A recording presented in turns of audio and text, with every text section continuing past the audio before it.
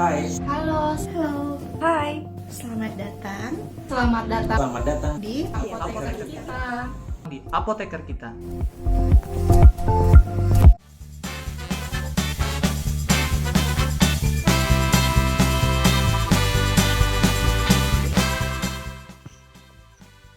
Oke, kedengaran kah? Iya kedengeran. Oke, sip. Sedikit lagi kita mulai ya acaranya ya. Oke, buat teman-teman nanti yang mau ada pertanyaan silahkan ketik aja langsung di kolom komen. Nanti kita akan coba sampaikan ke Mbak Dita ya selaku narasumber pada malam hari ini. Selamat datang yang baru join. Sedikit lagi kita akan mulai ya tepat pukul 8.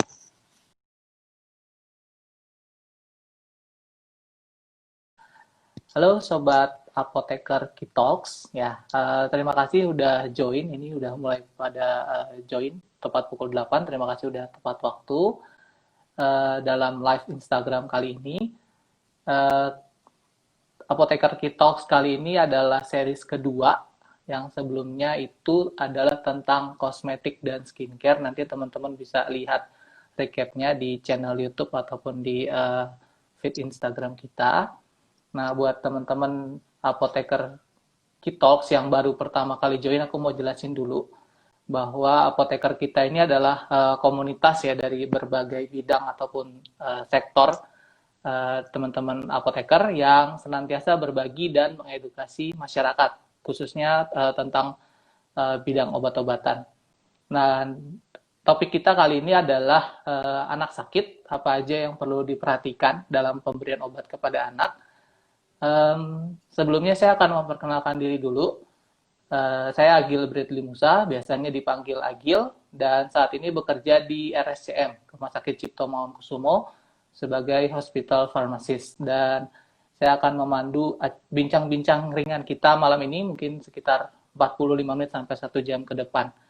Dan kali ini udah muncul bersama kita seorang praktisi dari RSCM juga, teman saya di rumah sakit. Namanya apoteker Jaga Pramudita, biasanya dipanggil Mbak Dita ya. Beliau seorang farmasis klinis, bertugasnya di pasien pediatrik ya. Nanti kalau teman-teman berkunjung ke RSCM, itu ada RSCM Kiara, nanti bakal ketemu Mbak Dita di sana. Dan beliau akan dengan senang hati berbagi dengan kita pada malam hari ini. Nanti kalau misalnya ada pertanyaan selama sesi sharing ataupun nanti tanya jawab, teman-teman boleh langsung ketik aja di kolom komen ya. Kita akan mulai dengan sedikit sharing dari Mbak Dita, beberapa slide, kemudian nanti akan dilanjutkan dengan sesi tanya jawab ya. Oke, kepada Mbak Dita saya persilakan. Ya, Assalamualaikum warahmatullahi wabarakatuh. Perkenalkan, saya Dita dari RSCM, Farmasi Klinik di bagian pediatrik. Kali ini kita akan bahas anak sakit, apa aja sih yang perlu diperhatikan saat memberikan obat pada anak. Nah, kalau dari FDA, itu ada 10 cara memastikan memberi anak obat dengan jumlah yang tepat, dosis yang tepat, obat yang tepat ya pastinya. Yang pertama, kalau kita dapat obat dari rumah sakit, biasanya ada labelnya kan ya, atau kalau misalnya kita mau beli obat di apotek, pasti ada label dan brosurnya. Kita baca dan ikuti instruksi di label obat tersebut. Aturan pakainya bagaimana, penyimpanannya bagaimana. Kemudian yang kedua, ketahui bahan aktif pada obat.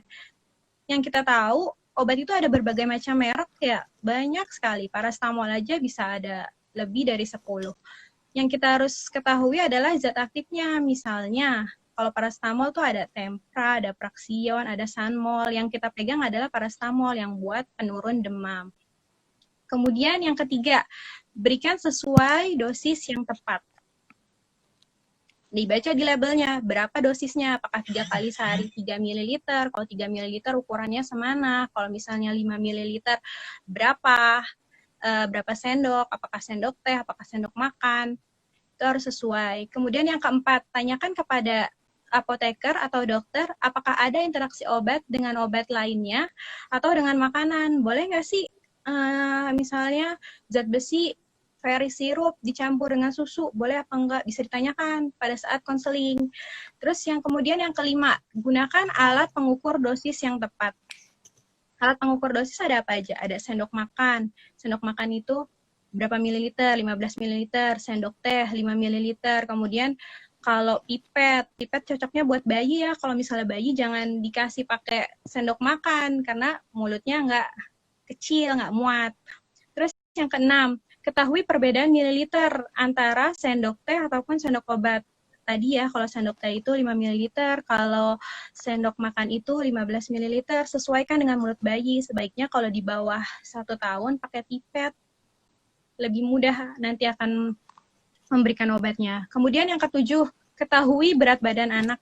Karena mayoritas obat untuk dosis anak menggunakan berat badan si anak. Bisa juga pakai umur, cuman yang lebih akurat adalah yang menggunakan berat badan anak. Karena berat badan anak beda-beda, meskipun umurnya sama.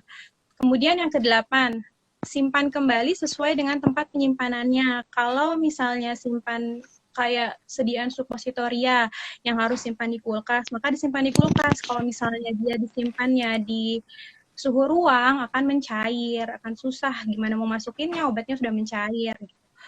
Kemudian yang ke-9, jauhkan dari jangkauan anak-anak. Misalnya kayak vitamin zat besi. Vitamin zat besi, misalnya anak suka nih rasanya rasa stroberi gitu. Terus hati-hati nyimpennya, jangan sampai mudah dijangkau dengan anak, dia nggak tahu kalau itu obat, dikiranya sirup, minuman dia minum, akhirnya overdosis. Makanya jauhkan dari jangkauan anak-anak. Kemudian yang ke-10, periksa obat sebelum diminum. Cek kemasannya. Kalau misalnya kita beli obat di apotik, cek klik dari Badan POM ya, cek kemasannya, cek labelnya, ada nggak izin edarnya, kemudian kedaluarsanya.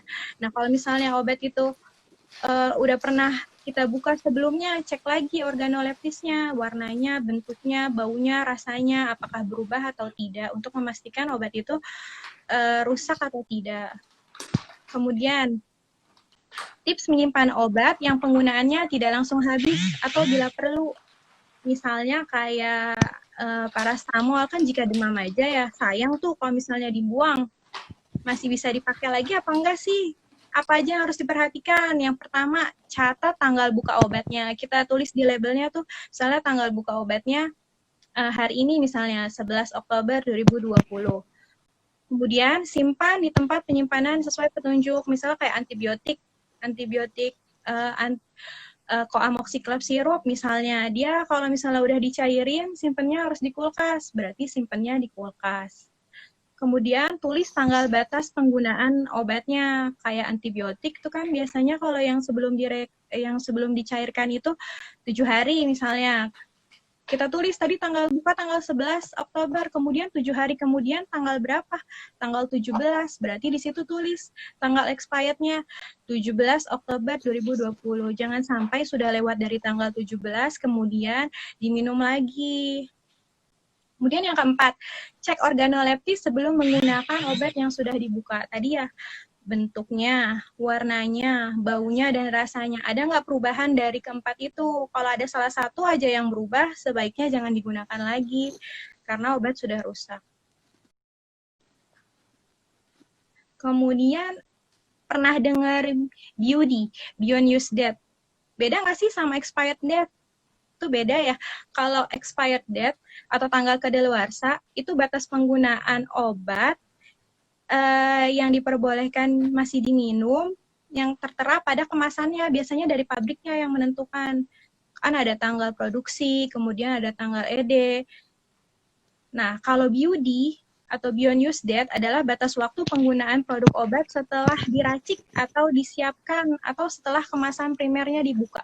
Kemasan primer itu kemasan yang mana? Kemasan yang bersentuhan langsung dengan obatnya. Kalau misalnya sirup, berarti kan kalau sirup botol ada kemasan kardus, ya berarti kemasan botolnya setelah si botol itu dibuka. Karena beda ya antara BUD dengan expired date-nya.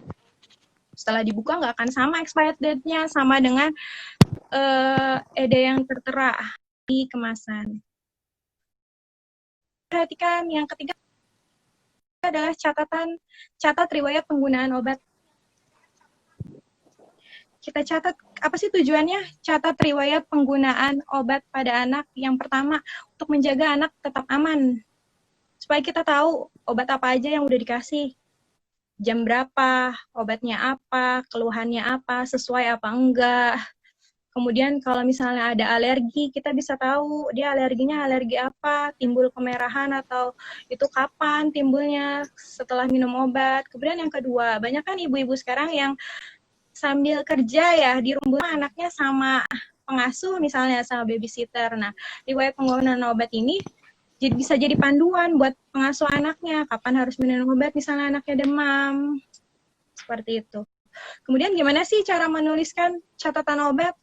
Nah, kalau dari FDA, ditulis nih namanya, identitas pasien ya, nama anaknya, tanggal hari ini, kemudian umurnya, berat badannya berapa, kemudian bisa ditulis waktunya, misalnya jam 10, anaknya demam, suhunya suhu berapa, harus terukur dengan termometer.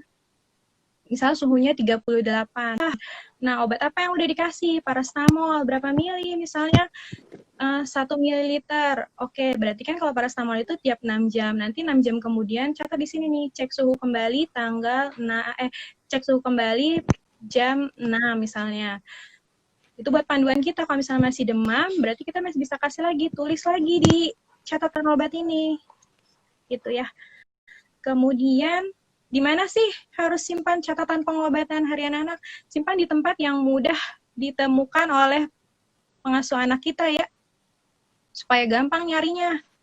Kemudian informasi yang kita tulis itu nanti akan membantu kita mengingat nih, kapan nih terakhir dosis kali diberikan. Jangan sampai nanti kelewat batasnya atau overdosis. Kemudian, seberapa sering saya harus mengisi catatan obatan harian ini?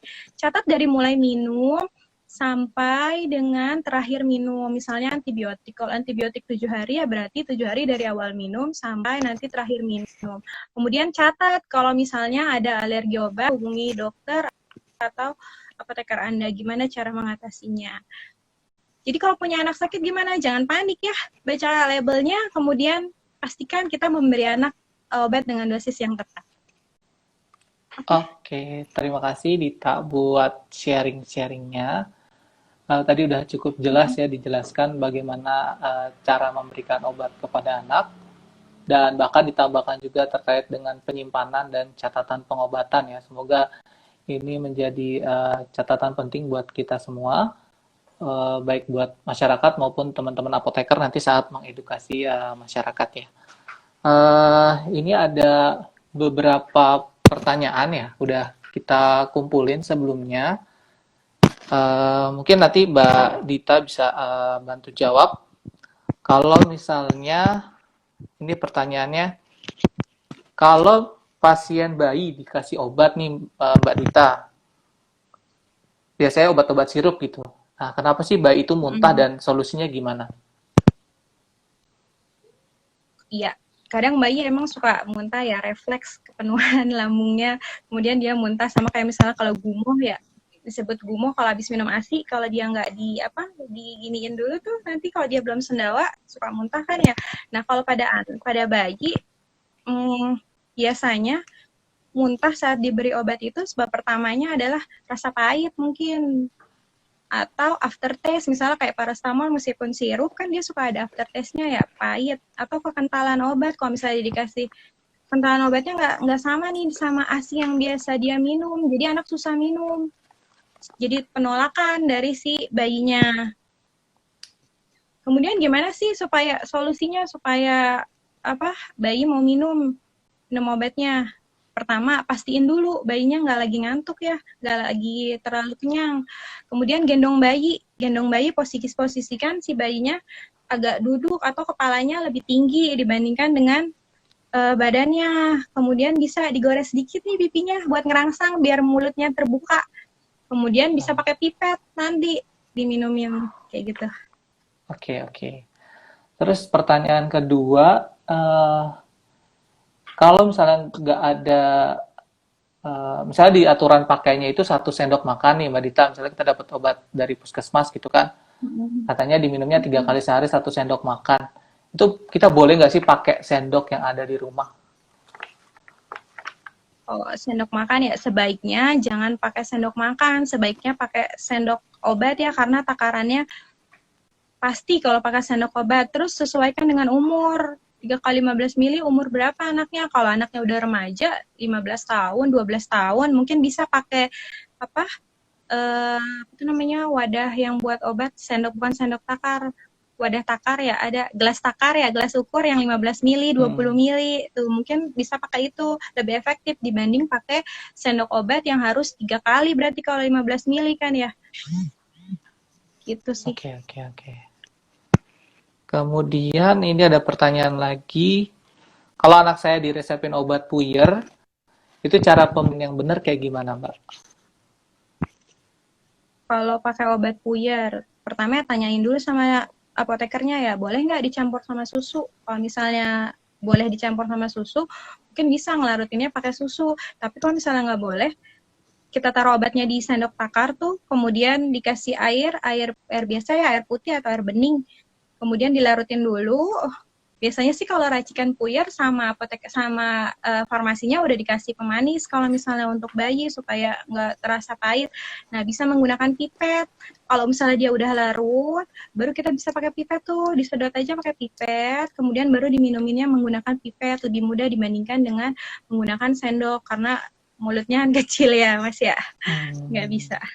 Berarti habis dikasih lewat pipet, berarti nanti kita sedot air lagi dikit kali ya, buat ngebilas sisa di pipetnya ya? Betul, buat ngebilas di pipetnya supaya semua obatnya larut dan diminum. Nah, kalau misalnya kita tadi dapat obat puyernya itu cuma dimintanya minum kalau saat demam atau nyeri misalnya.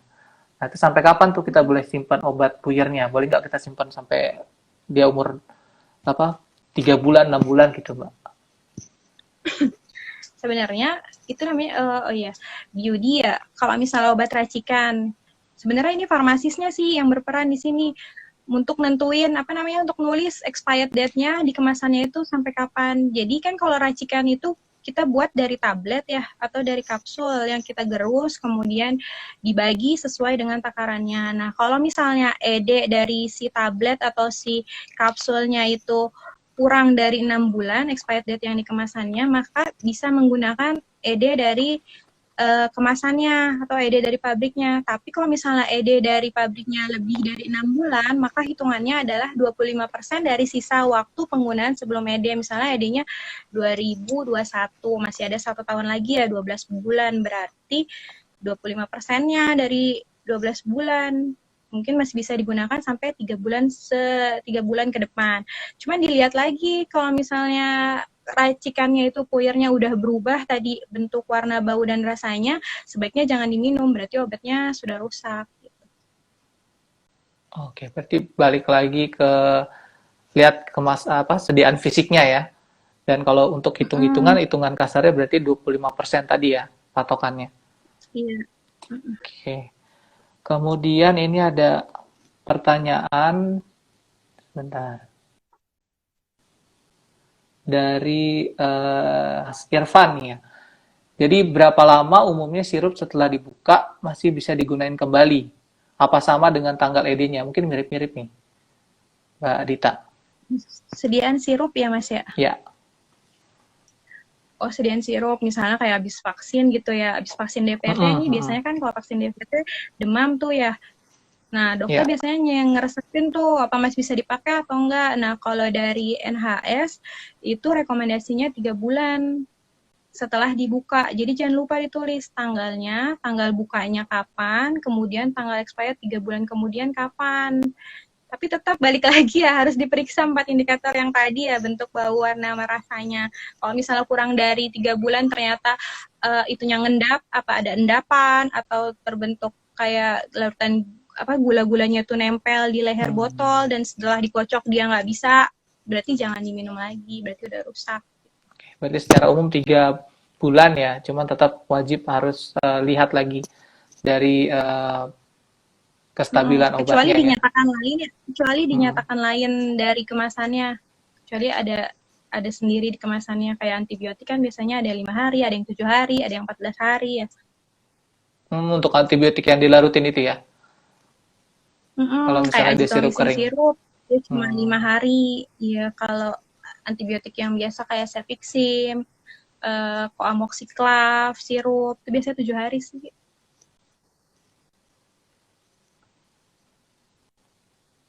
oke. Ini masih tentang expired lagi nih Mbak Dita. Kalau misalnya kita temuin obat Mm-mm. eh, tablet atau kapsul gitu ya, tertera di kemasannya tuh cuma Oktober 2020. Nah, misalnya kita nemuin obatnya tanggal 30 atau tanggal 31, itu boleh diminum atau enggak? Ya, kalau kadaluarsa obat biasanya dituliskan pakai format ada yang tanggal, bulan, sama tahun. Idealnya kayak gitu ya. Jadi konsumen lebih percaya atau aman gitu. Tanggal nih tanggal segini nih, tapi ada juga yang menyebutkan hanya bulan dan tahunnya. Kalau misalnya hanya bulan dan tahunnya, maka expirednya adalah di akhir bulannya. Kalau Oktober 2020, berarti tanggal 31 Oktober 2020. Oke, berarti kalau nggak ada tanggalnya kita bisa patokannya akhir bulan itu ya, akhir bulan berjalannya. Iya. Oke, ini ada pertanyaan dari Mbak Nurul Hasanah. Kalau diberi obat sirup terus bayinya muntah, gimana tuh? Pemberiannya harus diulang lagi atau dilewatin aja sampai dosis berikutnya? Iya, kadang suka muntah ya, tapi dilihat dulu udah berapa lama muntahnya. Kalau misalnya baru, abis banget, baru diminumin nih, 1 menit Mm-mm. kemudian atau 2 menit, 5 menit lah, dia muntah, keluar semua kan kelihatan ya, berarti bisa di redos, diulang lagi. Tapi kalau misalnya udah lewat dari 15 menit, sebaiknya jangan diulang lagi. Terus kalau misalnya kayak obat-obat yang indeks terapi sempit, digoxin misalnya, perlu perhatian khusus ya, karena kan kalau misalnya penambahan redos sedikit aja bisa langsung bisa, kita nggak tahu ya bisa naiknya berapa, apakah dia level toksik apa enggak gitu. Jadi sebaiknya kalau yang indeks terapi sempit dikonsultasikan lagi aja ke dokter baiknya bagaimana, atau ke apotekernya saat konseling. Ya, berarti tergantung jenis obatnya juga ya. Sama Mm-mm. seberapa lama dia muntah setelah minum obat ya. Ya. Oke. Terus ini kan kadang-kadang bayi kita itu dikasih macam-macam tuh obatnya, bisa ada yang 2 atau 3 atau mungkin sampai 5 obat. Mm-mm. Nah ini Mm-mm. kalau menurut pengalaman Mbak Dita, itu semua obat harus diminum atau dihabiskan nggak sih? Atau ada yang mungkin kadang-kadang perlu diminum? Ya perhatikan dari jenis obatnya, dapatnya apa aja. Misalnya anak batuk pilek ya, kadang suka dikasih antibiotiknya 1, obat pileknya sirup 1, obat batuknya 1, vitaminnya 1, kayak gitu ya. Kalau misalnya antibiotiknya itu wajib diminum sampai habis. Tapi kalau misalnya obat yang simptomatis, kayak misalnya batuk, pilek, atau mual, atau muntah, kalau misalnya udah nggak ada gejala, sebaiknya nggak usah diminum. Gitu. Kalau vitamin bisa dilanjut minum Oke. sampai habis. Kemudian ini banyak banget sih pertanyaannya ya. Kalau misalnya kita dikasih obat nih sama dokter dan buat anak kita itu obatnya cocok, boleh nggak sih kita kasih obat yang dikasih oleh dokter ke anak tetangga misalnya yang lagi sakit dan nunjukin gejala yang sama? Sebaiknya jangan sih ya, sebaiknya kan karena beda-beda ya, terlihat gejalanya sama, padahal beda. Bisa jadi yang satu, misalnya batuk pilek sama-sama batuk pilek nih, yang satu karena infeksi bakteri, misalnya yang satu infeksi virus. Kalau infeksi virus kan nggak perlu obat sebenarnya ya. Kalau misalnya infeksi Oke. bakteri, perlu antibiotik. Nah misalnya si A dikasih antibiotik sisilin, terus dikasih lagi buat si B.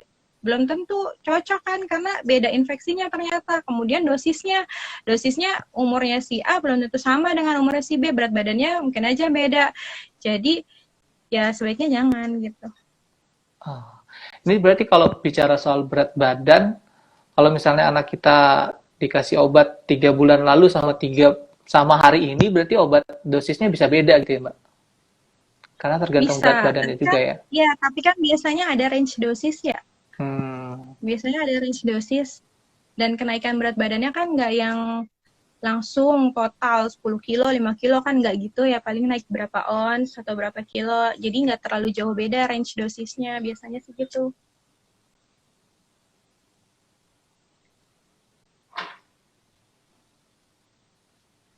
Oke. Oke. Ini kita masih ada pertanyaan lagi. Kalau misalnya bayi sulit BAB, terus diberikan obat melalui Mm-mm. anus, gimana tuh Mbak cara Mm-mm. pemberian yang benar supaya obatnya bekerja dengan baik? Bayi diberikan obat dari anus, ya bisa. Ya. Misalnya pakai apa, obat yang susah BAB yang dipencet itu ya. Nah itu kan bentuknya kayak apa? Ada corongnya ya. Nah pertama Hmm. dosisnya berapa? Kalau misalnya dia seperempat misalnya dosisnya atau enggak setengah, berarti kita buang dulu tuh setengahnya, karena nggak mungkin kita udah masukin terus ternyata kita masukin setengah kelebihan sedikit, kan susah ya ngukurnya tuh. Nah kalau misalnya seperempat berarti kita buang dulu tuh 3/4-nya, pastikan 3/4-nya kita buang. Habis itu baru posisikan anaknya miring ya, agak miring, kakinya bisa agak diangkat satu sebelah gitu, kemudian nanti obatnya dipencet dulu supaya melumuri si aplikatornya, baru nanti dimasukkan ke anusnya si bayi gitu. Baru nanti dipencet sampai habis, baru nanti ditarik. Gitu sih Mas Agil. Iya. Oke. Berarti ada teknik khusus gitu ya yang Mm-mm. perlu disiapkan oleh orang tua. Oke. Mm-mm. Mungkin dari teman-teman masih mau ada yang mau ditanyakan ke Mbak Dita, mumpung praktisinya ada di sini.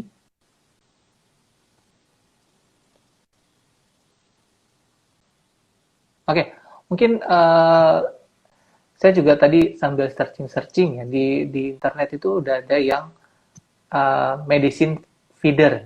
Jadi kayak dot tapi ada injeksinya untuk masukin ke bayi. Itu menurut Mbak Dita gimana tuh? Ada nggak pengalaman orang tua yang pakai itu untuk pemberian obat ke anak? Medicine feeder. Kalau medicine feeder kayaknya kalau di anak belum sih Mas Agil, biasanya masih pakai yang manual ya, pakai pipet atau pakai kalau misalnya inhaler tuh dia pakai spacer, karena bayi kan nggak tahu ya bisa ketahuan udah hisap atau belum, kayak gitu. Hmm. Mungkin juga kalau pakai feeder kan harus beli dulu ya, beda sama kalau misalnya pipet yang Hmm, udah hmm, tersedia dan lebih mudah penggunaannya dibandingkan dengan pakai yang feeder itu.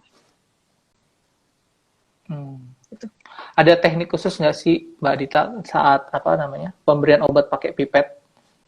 Karena ada beberapa anak tuh meronta-ronta tuh kalau kita kasih obatnya langsung. Hmm. Kalau pakai pipet ya, kalau pakai Hmm, pipet,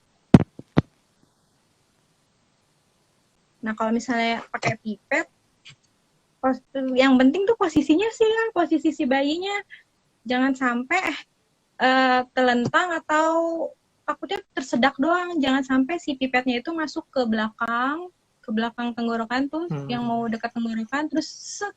Nah takutnya masuk ke pernafasan, jadinya anaknya tersedak, malah bahaya kan ya. Nah kalau hmm, misalnya pakai pipet, nanti masukin dulu nih obatnya nih ke dalam si syringnya menggunakan ke dalam pipetnya, atau kalau misalnya pakai squid misalnya 4 ml gitu ya, pakai squid yang jarumnya dibuang dulu biasanya dari farmasinya, dibuang jarumnya, kemudian kemudian nanti dorong perlahan-lahan ke mulutnya si bayi, atau bisa di pinggir di sebelah lidah ya, supaya rasanya nggak lidah langsung, takut berasa pahit. Nah, bisa tuh dari samping pelan-pelan, dikit, nanti dia telan, nanti kita dorong lagi spetnya sampai habis. Kalau misalnya langsung semua, takutnya muntah. Paling gitu sih.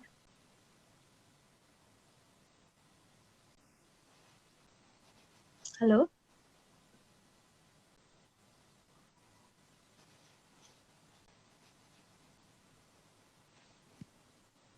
oh oke. Okay. Berarti tetap harus pelan-pelan ya dan lihat juga respon anaknya ya. Mm-mm. Mm-mm. Oke, okay. Ini ada pertanyaan lagi. Uh, kan kepercayaan umum masyarakat kita itu ya ibu-ibu kita juga kalau minum obat itu harus sesudah makan. Nah, boleh nggak sih obat itu diberikan sebelum makan aja gitu? Takutnya kan udah makan capek-capek nyuapin terus minum obat malah entah gitu, Mbak. Iya. Iya, aturan pakai ada yang sesudah makan, ada yang sebelum makan. Sebenarnya itu ada tujuannya. Biasanya kalau yang sesudah makan itu karena ada efek samping di lambung. Makanya makan dulu supaya lambungnya terisi, nggak jadi sobat nggak meningkatkan asam lambung dan nggak mengiritasi si lambung supaya nggak perih lambungnya. Ada juga obat yang baiknya sebelum makan. Kenapa sebelum makan? Karena mungkin ada interaksi dengan makanan, makanya diberikan sebelum makan. Kalau misalnya ada interaksi dengan makanan, nanti absorpsinya atau penyerapannya terganggu. Efeknya ya nggak kurang berefek atau efektivitasnya berkurang, makanya diberikan sebelum makan. Jadi sebaiknya ikutin dengan aturan pakainya. Kalau memang dibilang sebelum makan, ya sebaiknya sebelum makan. Sebelum makannya juga harus dilihat ya, berapa menit sebelum makan. Apakah habis minum obat langsung minum, obat langsung makan gitu? Apakah 30 menit, apakah 15 menit? Karena beda. Kalau yang sebelum makan itu bisa sebelum makan atau biasanya 2 jam setelah makan. Kalau 2 jam setelah makan, lambung kita udah kosong. Jadi bisa dimakan sesudah makan tapi 2 jam setelah makan gitu. Oke. Berarti balik lagi ke petunjuk yang dikasih oleh apoteker atau dokter ya. Oke. Ya, ini ada 2 pertanyaan yang hampir mirip. Kalau misalnya bayi flu terus hidungnya tersumbat, apa saran Mbak Dita untuk melegakan nafas bayi tersebut? Dan di apa namanya? Toko-toko online kan juga beredar penghisap ingus ya, yang bentuknya kayak corong itu menurut Mbak Dita gimana tuh? Cukup berefek baik atau enggak pada bayi? Begitu, kalau misalnya menurut saya sih ya sebaiknya kan ada juga tuh di masyarakat suka disedot ya, sebaiknya jangan disedot. Kalau misalnya ada mampet gitu, kita olesin aja pakai balsam bayi tuh sini dadanya, supaya lebih enakan keluarnya gitu kan, kayak gitu sih Mas Agil. Atau kalau misalnya dari dokter dapat obat uap misalnya, mungkin bisa diuap buat ngeluarin si dahaknya, karena si bayi belum ada rangsangan buat ngeluarin dahakan ya, bisanya ngencerin dahak. Nah kalau itu lebih baik diuap, tapi sebaiknya sesuai petunjuk dokter karena ada obatnya kan ya. Oke, ini saya dapat pertanyaan lagi dari ibu-ibu. Kalau misalnya bayi 1 bulan demam, gitu ya, kan kita takut juga anak kita overdosis obat atau segala macam. Boleh nggak ibunya aja yang minum, terus nanti bayinya dapat obat dari ASI-nya gitu? Ini juga mitos ya, salah kaprah. Yang sakit anaknya, yang minum obat ibunya. Karena kan beda ya dosisnya, meskipun ibunya minum misalnya 1 tablet gitu paracetamol, kita kan nggak tahu berapa obat yang terkeluarkan atau masuk ke dalam ASI, kan kita nggak tahu ya takarannya. Kalau misalnya anak demam, lebih baik tuh disusuin aja, diberi ASI. Karena kalau misalnya si mulut bayi kena kulit putingnya ibu, kan ada pertukaran panas tuh ya. Nah itu juga bisa menurunkan panasnya si bayi. Kemudian banyak disusuin kan, kalau misalnya demam biasanya dehidrasi ya anak, makanya kurang cairan tuh. Makanya kalau pada bayi lebih baik diasiin sama ibunya, karena ASI ibu ya sebaik-baiknya obat kalinya kalau misalnya buat bayi yang emang belum masih 6 bulan ke bawah. Oke. Ini ada 1 pertanyaan lagi terkait dengan demam. Kalau misalnya anak udah pernah ada riwayat kejang panas sampai 39 derajat Celcius, orang tua tuh harus nyiapin apa sih untuk penurun demamnya? Kalau biasanya saya kalau misalnya konseling, kalau masih punya balita ya, batita gitu, yang di bawah 3 tahun harus sedia obat demam. Kapan sih dikatakan demam? Dikatakan demam kalau suhunya 38 derajat Celcius ke atas. Kalau masih di atas 37,5 sampai 38 namanya subfebris, itu belum demam. Kan sebenarnya demam itu adalah gejala tubuh buat melawan infeksi ya. Tujuan pengobatan demam itu ya buat anak nyaman, supaya anak nggak rewel, karena anak sendiri udah punya pertahanan tubuh buat ngelawan situ. Tapi kalau misalnya ada riwayat kejang sebelumnya, suhu kalau dari dokter anak yang di RSCM tuh dokter Karyanti bagian infeksi biasanya 37,8 sudah mulai diberikan parastamol kalau emang dia ada riwayat kejang demam. Tapi kalau misalnya nggak ada, misalnya masih 38, terus anak masih baik-baik aja, masih aktif, nggak rewel, masih nyaman-nyaman aja, nggak perlu obat demam, kecuali udah 39 atau 40 ya itu baru bahaya banget. Gitu. Oke. Terima kasih banyak Mbak Dita buat semua jawabannya. Ini teman-teman masih ada yang mau bertanya kah? Kita masih ada waktu sedikit lagi.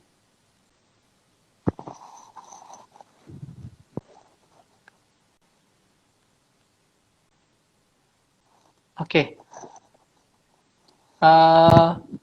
Mungkin teman-teman kita juga udah cukup terpuaskan ya Mbak Dita dari jawaban-jawaban Mbak Dita dan sharing-sharing Mbak Dita.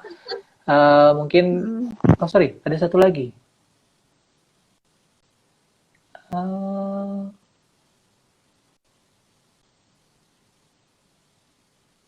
Iya, ini ada pertanyaan satu lagi. Yang umumnya boleh diminum dengan susu atau tidak boleh diminum dengan susu? Gimana? Maaf, boleh diulang? Putus-putus. Obat-obat apa aja yang umumnya boleh dicampur dengan susu, dan obat-obat apa aja yang umumnya nggak bisa dicampur dengan susu? Iya, obat yang bisa dicampur dengan susu ada atau yang nggak bisa dicampur dengan susu ya. Biasanya obat-obat yang berinteraksi dengan susu itu kayak antibiotik golongan tetrasiklin atau quinolon ya, ciprofloxacin, levofloxacin. Tapi itu sih tidak diberikan pada anak ya. Jadi kalau yang selain itu insya Allah aman, kecuali kayak zinc pada saat anak diare.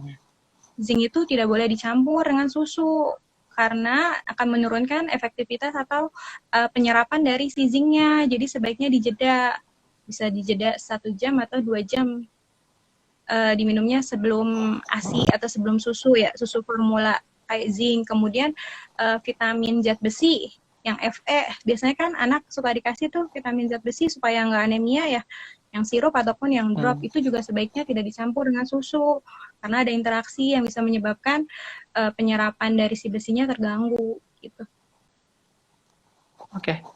Terima kasih Mbak Dita, infonya sangat bermanfaat sekali. Mungkin sebelum kita tutup bincang-bincang kita pada malam hari ini, saya akan minta Mbak Dita untuk sedikit memberikan closing statement nih, khususnya buat para orang tua yang mungkin saat ini agak khawatir juga mau ke dokter, takut ada penularan COVID dan sebagainya gitu ya. Silakan Mbak Dita. Buat para ibu di rumah ketika anak sakit jangan panik.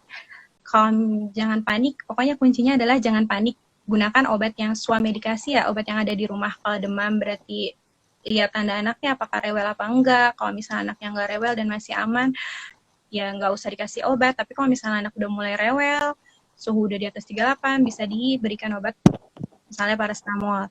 Terus harus tahu tanda-tanda kegawat daruratan, kapan harus dibawa ke rumah sakit, misalnya muntah-muntah sampai dehidrasi, itu baru dibawa ke rumah sakit. Atau batuk pilek, sebenarnya batuk pilek nggak perlu obat kan ya. Nah kalau misalnya batuk pilek disertai dengan sesak, itu tanda kegawat daruratan, berarti ke rumah sakit. Itu sih Mas Agil. Jangan lupa pencatatan obatnya supaya tahu apakah ada alergi obat atau enggak. Ya. Oke.